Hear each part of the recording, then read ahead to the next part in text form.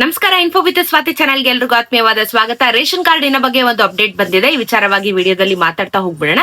Channel subscribe ಮಾಡ್ಕೊಂಡು ವಿಡಿಯೋನ continuous ಆಗಿ ವಾಚ್ ಮಾಡಿ. ಯಾಕಂದ್ರೆ ತುಂಬಾ ಜನ ರೇಷನ್ ಕಾರ್ಡಿನ ವಿಚಾರವಾಗಿ ನನಗೆ ಕಮೆಂಟ್ ಅಲ್ಲಿ ಹಾಕ್ತಾ ಇರ್ತೀರಾ. ಈ ವಿಡಿಯೋದಲ್ಲಿ ಅದ್ರ ಬಗ್ಗೆ ಒಂದಷ್ಟು ಅಪ್ಡೇಟ್ಸ್ ಗಳನ್ನ ಕೊಡ್ತಾ ಹೋಗ್ಬಿಡ್ತೀನಿ. ಎಸ್, ಇವಾಗ ನೀವು ಕೇಳ್ತಿದ್ರಿ ತಿದ್ದುಪಡಿ ತುಂಬಾ ದಿನಗಳಿಂದ ಕೊಟ್ಟಿದ್ರು ಮತ್ತೆ ಸ್ಟಾಪ್ ಮಾಡಿದ್ರು. ಸೊ ನಿಮಗೆ ಗೊತ್ತಿರೋ ಹಾಗೆ ಏಪ್ರಿಲ್ ತಿಂಗಳಲ್ಲಿ ಲಾಸ್ಟ್ ಮಾಡಿದ್ರು. ಯಾವುದೇ ರೀತಿಯಾಗಿರುವಂತ ತಿದ್ದುಪಡಿ ಆಗಿರ್ಬೋದು, KYC ಆಗಿರ್ಬೋದು, ಇದನ್ನ ಏಪ್ರಿಲ್ ತಿಂಗಳಿಗೆ ನಮಗೆ ಲಾಸ್ಟ್ ಮಾಡಿದ್ರು. ಅದಾದ್ಮೇಲೆ ಮೇ ತಿಂಗಳಲ್ಲಿ ಏನ್ ಮಾಡಿದ್ರು, ಬೈ ಎಲೆಕ್ಷನ್ ಇದ್ದಿದ್ ಕಾರಣ ಸ್ಟಾರ್ಟ್ ಮಾಡಿದ್ರು. ಒಂದ್ 2 ದಿನ ಸ್ಟಾರ್ಟ್ ಮಾಡಿದ್ರು ಮತ್ತೊಮ್ಮೆ ಕಂಟಿನ್ಯೂ ಮಾಡೋದಿಕ್ಕೆ. ಬಟ್ ಬೈ ಎಲೆಕ್ಷನ್ ಬಂದಿದ್ ಕಾರಣ ಏನ್ ಮಾಡಿದ್ರು, ಮತ್ತೊಮ್ಮೆ ಅದನ್ನ ಪಾಸ್ ಮಾಡಿ ಸರ್ವರ್ ಗಳನ್ನ ಓಪನ್ ಮಾಡ್ಲಿಲ್ಲ. ನಾವ್ ತುಂಬಾ ಜನನು ಕಮೆಂಟ್ ಅಲ್ಲಿ ಹಾಕಿದ್ದೀರಾ, ಸರ್ವರ್ ಓಪನ್ ಆಗಿಲ್ಲ, ನಾವ್ ಟ್ರೈ ಮಾಡಕ್ ಇದ್ ಮಾಡ್ತಿದೀವಿ, ಸರ್ವರ್ ಓಪನ್ ಆಗಿಲ್ಲ ಅಂತ ಹೇಳ್ಬಿಟ್ಟು. ಹೌದು, ಇದಕ್ಕೆ ಸರ್ವರ್ ಓಪನ್ ಮಾಡಿರಲಿಲ್ಲ, ಕ್ಲೋಸ್ ಮಾಡಿದ್ರು ಬಿಕಾಸ್ ಆಫ್ ಎಲೆಕ್ಷನ್. ಸೊ ಈಗ ಎಲೆಕ್ಷನ್ ಎಲ್ಲ ಮುಗೀತು, ಎಲ್ಲಾನು ಮುಗೀತು. ಸೊ ಹಾಗಾಗಿ ಇವಾಗ ಏನ್ ಹೇಳ್ತಾ ಇದಾರೆ ಅಂತ ಅಂದ್ರೆ, ಎಲೆಕ್ಷನ್ ಗಳು ಮುಗಿದ ಮೇಲೆ ಈಗ ನಾವು ರೇಷನ್ ಕಾರ್ಡ್ಗೆ ತಿದ್ದುಪಡಿಗೆ ಮತ್ತೊಮ್ಮೆ ಮುಂದುವರಿಸಿದೀವಿ ಅಂತ ಹೇಳ್ತಾ ಇದ್ದಾರೆ.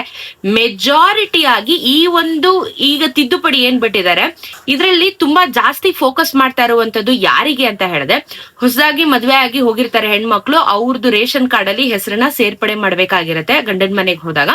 ಸೊ ಇಲ್ಲ ನಾವು ಸಪರೇಟ್ ಆಗಿದೀವಿ, ನಾವು ಹೆಸರನ್ನ ಡಿಲೀಟ್ ಮಾಡ್ಬೇಕು, ಮಗನ ಹೆಸರನ್ನ ಡಿಲೀಟ್ ಮಾಡ್ಬೇಕಿಲ್ಲ, ಮಗಳ ಹೆಸರು ಡಿಲೀಟ್ ಮಾಡ್ಬೇಕು, ಅವ್ರು ಸಪರೇಟ್ ಆಗಿದ್ದಾರೆ ಅನ್ನೋ ತರ ಇದ್ರೆ ನಿಮ್ಗಳಿಗೆ ಫಸ್ಟ್ ಪ್ರಯಾರಿಟಿನ ಕೊಟ್ಟಿದ್ದಾರೆ. ಇದಾದ ಮೇಲೆ ನಿಮ್ಮ ಮಕ್ಕಳ ಹೆಸರನ್ನ ಸೇರಿಸ್ಬೇಕು ಅಂತ ಅಂದ್ರೆ, ಸೊ ಇವಾಗ ಮಕ್ಕಳ ಹೆಸರು ಸೇರಿಸ್ಬೇಕು ಅಂತ ಅಂದ್ರೆ, ನೀವು 6 ವರ್ಷದಿಂದ ಕೆಳಗಡೆ ಇದ್ದಾರೆ ಮಕ್ಕಳು ಏಜು ಅಂತ ಅಂದ್ರೆ, ಜಾತಿ ಪ್ರಮಾಣ ಪತ್ರ, ಆದಾಯ ಪ್ರಮಾಣ ಪತ್ರ ಯಾವ್ದು ಅವಶ್ಯಕತೆ ಇರೋದಿಲ್ಲ. ಪೇರೆಂಟ್ಸ್ ಗಳ ಪೋಷಕರ ಆಧಾರ್ ಕಾರ್ಡ್ ಮೇರೆಗೆ ನಿಮ್ಮ ಮಕ್ಕಳದ್ದು ಹೆಸರನ್ನ ಅದಕ್ಕೆ ಇನ್ಕ್ಲೂಡ್ ಮಾಡ್ತಾರೆ. ಬಟ್ ಅಬೋವ್ 6 years 6 ವರ್ಷಕ್ಕಿಂತ ಮೇಲಾಗಿದೆ ಅಂತ ಅಂದ್ರೆ ಎಲ್ಲಾನು ಡಾಕ್ಯುಮೆಂಟ್ಸ್ ಕಂಪಲ್ಸರಿ ಆಗಿ ಕೊಡ್ಬೇಕಾಗುತ್ತೆ. ಅಂಡ್ ಹೊಸದಾಗಿ ಮದ್ವೆ ಆಗಿರೋರ್ ಕತೆನೂ ಅಷ್ಟೇ, ಗಂಡನದು ಡಾಕ್ಯುಮೆಂಟ್ಸ್, ಅಡ್ರೆಸ್ ಪ್ರೂಫ್ ಕೊಡ್ಬೇಕು, ಮತ್ತೆ ನಿಮ್ಮ ಆಧಾರ್ ಕಾರ್ಡ್ ಅಲ್ಲಿ ಇರುವಂತದ್ದು ಅಡ್ರೆಸ್ ಪ್ರೂಫ್ ನ ಚೇಂಜ್ ಮಾಡ್ಬೇಕಾಗತ್ತೆ. ಎಲ್ಲಾ ರೀತಿ ಸಮಸ್ಯೆಗಳು ಇದಾವೆ, ಹೇಳಿದ ತಕ್ಷಣ ಆಗೋದಿಲ್ಲ. ಫಸ್ಟ್ ನೀವು ಫಾರ್ ಎಕ್ಸಾಂಪಲ್ ಹೆಣ್ಮಕ್ಳು ಮದುವೆಯಾಗಿ ಗಂಡನ ಮನೆಗೆ ಹೋಗಿರ್ತೀರಾ, ಅಡ್ರೆಸ್ ಚೇಂಜ್ ಆಗಿರುತ್ತೆ. ಆಧಾರ್ ಕಾರ್ಡ್ ಅಲ್ಲಿ ಆ ಅಡ್ರೆಸ್ ನ ನೀವು ಅಪ್ಡೇಟ್ ಮಾಡ್ಬೇಕಾಗುತ್ತೆ. ಹೊಸ ಅಡ್ರೆಸ್ ನ ನೀವು ಅಪ್ಡೇಟ್ ಮಾಡಿ ನಂತರ ನೀವು ರೇಷನ್ ಕಾರ್ಡ್ಗೆ ಅಪ್ಲೈ ಮಾಡ್ಬೇಕಾಗುತ್ತೆ. ಆಲ್ ಆಫ್ ಸಡನ್ ನೀವು ತಗೊಂಡ್ ಹೋಗಿ ಮಾಡ್ಲಿಕ್ಕೆ ಆಗೋದಿಲ್ಲ. ಸೊ ಹಾಗಾಗಿ ಅಡ್ರೆಸ್ ನ ಫಸ್ಟ್ ಚೇಂಜ್ ಮಾಡಿ ಆಧಾರ್ ಕಾರ್ಡ್ ಅಲ್ಲಿ, ಅದಾದ್ಮೇಲೆ ನೀವು ರೇಷನ್ ಕಾರ್ಡ್ ಅಲ್ಲಿ ಹೆಸರನ್ನ ಸೇರ್ಸೋದಕ್ಕೆ ತಯಾರಿನ ಮಾಡ್ಕೋಬಹುದು. ಸೊ ಇವಾಗ ಹೆಸರನ್ನ ಸೇರ್ಸೋದಕ್ಕೆ ಅವಕಾಶನ ಕೊಟ್ಟಿದ್ದಾರೆ. ಆಕ್ಚುಲಿ ಮೇ 8ನೇ ತಾರೀಕಿಂದಾನೇ ಈ ಒಂದು ತಿದ್ದುಪಡಿಗೆ ಅವಕಾಶನ ಕೊಟ್ಟಿದ್ದಾರೆ. ಇಲ್ಲಿ KYC ಗೆ ಏನಾದ್ರೂ ಅವಕಾಶ ಕೊಟ್ಟಿದ್ದಾರೆ ಅಂದ್ರೆ ಇಲ್ಲ, KYC ಗೆ ಅವಕಾಶ ಕೊಟ್ಟಿಲ್ಲ, ಬಟ್ ತಿದ್ದುಪಡಿಗೆ ಅವಕಾಶ ಕೊಟ್ಟಿದ್ದಾರೆ. ಸೊ ಯಾರಾದ್ರೂ ರೇಷನ್ ಕಾರ್ಡ್ ಅಲ್ಲಿ ಹೆಸರನ್ನ ಹಾಕಿಸ್ಕೋಬೇಕು, ಹೆಸರನ್ನ ಬದಲಾವಣೆ ಮಾಡ್ಬೇಕು, spelling mistake, phone number mistake, address, ಎಲ್ಲಾ ರೀತಿಯ ಅಥವಾ ತೀರೋಗಿರೋರ್ ಹೆಸರು ಡಿಲೀಟ್ ಮಾಡ್ಬೇಕು, ಎಲ್ಲಾ ರೀತಿಗೂ ಅವಕಾಶ ಇದೆ. ಬಟ್ ಪ್ರಯಾರಿಟಿ ಹೆಣ್ಮಕ್ಳು ಅಂದ್ರೆ ಗಂಡನ ಮನೆಗೆ ಹೋಗಿರುವಂತ ಹೆಣ್ಮಕ್ಳು ಯಾರಾದ್ರೂ ಇದೆ ಅಂತವ್ರಿಗೆ, ಜೊತೆಗೆ ಮಕ್ಕಳ ಹೆಸರನ್ನ ಸೇರ್ಸೋದಕ್ಕೆ ಮುಖ್ಯವಾಗಿ ಈ ಸಲ ಒಂದು ಇದನ್ನ ಕೊಟ್ಟಿದ್ದಾರೆ. ಸೊ ಮೇ 8ನೇ ತಾರೀಕಿಂದಾನೇ ಆಲ್ಮೋಸ್ಟ್ ಶುರುವಾಗಿದೆ. ನೀವು ನಿಯರೆಸ್ಟ್ ಗ್ರಾಮವನ್ನು, ಬೆಂಗಳೂರನ್ನು, ಕರ್ನಾಟಕವನ್ನು, ಇಲ್ಲ ಅಂದ್ರೆ ಸೇವಾ ಸಿಂಧು ಕೇಂದ್ರಗಳು, ಇಲ್ಲ ಗೌರ್ಮೆಂಟ್ ಆಫೀಸ್ಗಳು, ಎಲ್ಲಿಗೆ ಬೇಕಾದ್ರೂ ಹೋದ್ರು ಈ ತಿದ್ದುಪಡಿಗೆ ಅಪ್ಲಿಕೇಶನ್ಸ್ ಗಳನ್ನ ಹಾಕೊಡ್ತಾರೆ. ಕರೆಕ್ಟ್ ಆಗಿರುವಂತ ಸಪೋರ್ಟಿಂಗ್ ಡಾಕ್ಯುಮೆಂಟ್ಸ್ ಗಳನ್ನ ತಗೊಂಡೋಗಿ ಅಲ್ಲೊಂದು ಇಲ್ಲೊಂದು ಮಾಡ್ಕೊಂಡು ಕನ್ಫ್ಯೂಷನ್ಸ್ ನ ಮಾಡ್ಕೊಳ್ಳೋದಕ್ಕೆ ಹೋಗ್ಬೇಡಿ, ಸರಿನಾ? ಇದು ಇವಾಗ ನಮಗೆ ರೇಷನ್ ಕಾರ್ಡಿನ ಬಗ್ಗೆ ತಿದ್ದುಪಡಿ ಬಂದಿರುವಂತದ್ದು. ಇದು APL, BPL, ಅಂತ್ಯೋದಯ ಎಲ್ಲದಕ್ಕೂ ಅನ್ವಯಿಸುತ್ತೆ. ಬರೀ BPL ಕಾರ್ಡ್ಗೆ ಅಂತ ಏನಿಲ್ಲ, ಎಲ್ಲಾ ರೇಷನ್ ಕಾರ್ಡ್ಗಳಿಗೂ ಈ ವಿಚಾರ ಅನ್ವಯಿಸುತ್ತೆ. ಇದರ ಜೊತೆಗೆ ಕೆಲವೊಂದಷ್ಟು ಇಂಪಾರ್ಟೆಂಟ್ ವಿಚಾರನ ಕೂಡ ನಿಮ್ಗೆ ಅಪ್ಡೇಟ್ ಮಾಡ್ಬಿಡ್ತೀನಿ ನಾನು. ಏನು ಅಂತ ಅಂದ್ರೆ, ನಿಮಗೆ ಗೊತ್ತಿರೋ ಹಾಗೆ ನರೇಂದ್ರ ಮೋದಿ ಅವರು ಕೆಲವೊಂದಷ್ಟು ಸ್ಟೇಟ್ಮೆಂಟ್ ಗಳನ್ನ ಈಗ ನಿನ್ನೆ ನಡೆದಿರುವಂತ ಒಂದು ಇವೆಂಟ್ ಅಲ್ಲಿ ಅನೌನ್ಸ್ಮೆಂಟ್ ನ ಮಾಡ್ತಿದ್ರು. ಏನು ಅಂತ ಅಂದ್ರೆ, ಮುಂದಿನ ದಿನಗಳಲ್ಲಿ ನಾವ್ ಇವಾಗ ಹಿಂಗೆ ಕೋವಿಡ್ ಬಂದಾಗ ನಾವೆಲ್ಲರೂ ಲಾಕ್ಡೌನ್ ಆದ್ವಿ, ಜೀವನ ಎಲ್ಲ ಇದಾಯ್ತು.